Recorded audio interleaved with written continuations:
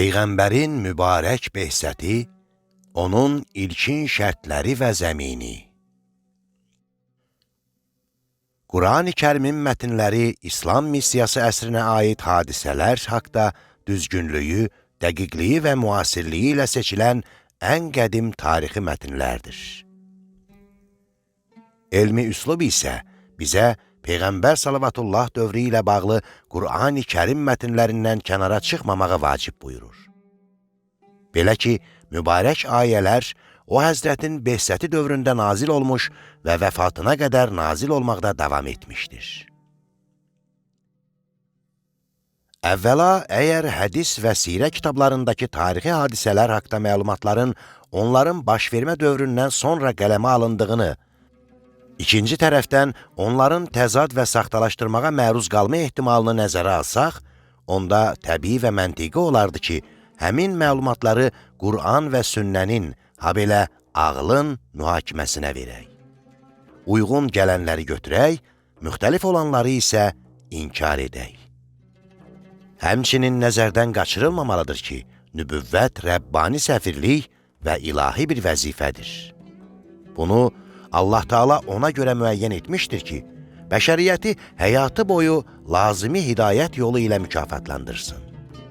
Allah öz bəndələrindən nadir keyfiyyətlərə malik olanları seçir ki, bu keyfiyyətlər onları arzu olunan və istənilən böyük vəzifələri layiqli şəkildə yerinə yetirməyə qadir etsin.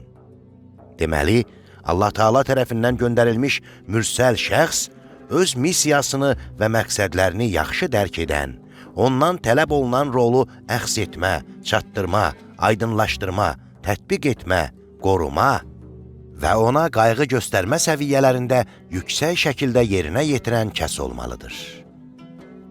Bu səviyyələrin hər birinin məsuliyyəti bütün xətt boyu elm və bəsirəti, yəni bilikləri, nəfsin sağlam olmasını və vicdanın saflığını, səbri, düzgünlüyü və şücayəti, fərasətli və tədbirli olmağı, səlahiyyətli və Allaha ibadətli olmağı, ondan qorxmağı, ona sadiq qalmağı və ismətli olmağı tələb edir.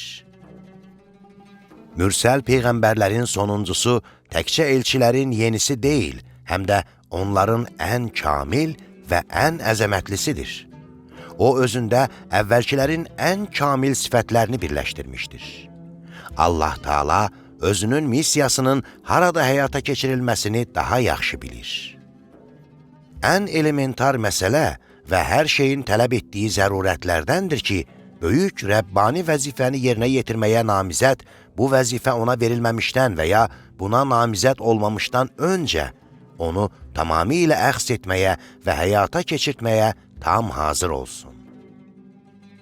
Beləliklə, sonuncu Peyğəmbər bu ilahi məsuliyyəti daşımaq üçün bütün tələbləri və şərtləri özündə uğurla daşıyan şəxs olmalı, onda behsətdən öncə bu ilahi vəzifəni yerinə yetirmək üçün lazım olan bütün xüsusiyyətlər cəmlənməlidir. Bu həqiqəti aşağıdakı ayələr də təsdiq edir.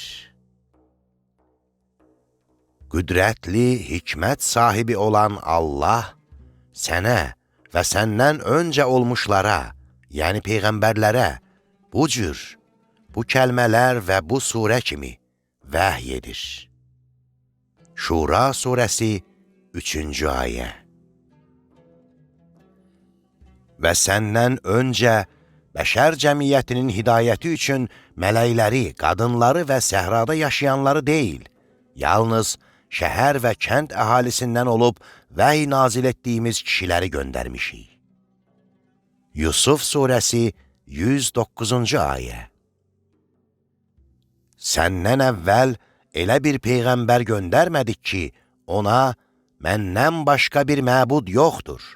Buna görə də yalnız mənə ibadət edin, deyə vəhy etməyək. Ənbiya surəsi 25-ci ayə. Onları, yaşadıqları cəmiyyəti bizim əmrimizlə doğru yola yönəldən rəhbərlər etdik və onlara xeyir işlər görməyi, namaz qılmağı və zəkat verməyi vəhy etdik. Onlar yalnız bizə ibadət edirdilər. Ənbiya surəsi 73-cü ayə. Deməli, vəhyin mənbəyi əziz və hikmət sahibi olan Allahdır. Mürsəl peyğəmbərlər isə tövhid və Allaha ibadətin əlamətləri vəhy olunmuş şəxslərdir. Allah Teala onları başqalarını ilahi əmrə əsasən hidayət yolu ilə aparan imamlar, başçılar kimi qərar verərək, bu şəxslərə xeyirxah işlər görmək, namaz qılmaq və zəkat vermək kimi əməllərlə zəngin olan şəriətin təfsilatını vəhy edir. Bu şəxslər ibadətdə həqiqi İslamı Allah Teala qarşısında canlı şəkildə təcəssüm etdirməkdə başqalarına nümunə və misaldılar. Peyğəmbərlərin sonuncusu barədə Allah Teala belə buyurur.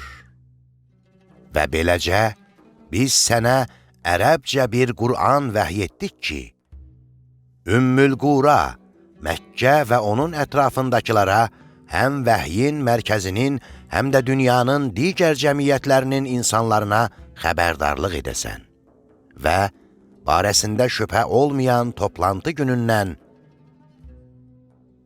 bərzəx ruhlarının bədənlərlə, ilk insanların son insanlarla, insanların cin və şeytanlarla, boynunda vəzifə olanların öz əməlləri ilə, əməl sahiblərinin əməllərinin cəzası ilə bir yerə toplanacağı günü ilə qorxudasan.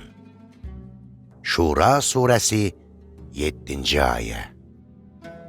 Allah sizin üçün, siz bəşər cəmiyyəti üçün səma dinindən ilk şəriət sahibi olan Peyğəmbər Nuha tövsiyə etdiyini, son şəriət sahibi olan sənə vəhy etdiyimizi və aradakı şəriət sahibləri İbrahim, Musa və İsa'ya tövsiyə etdiyimizi qanun etdi.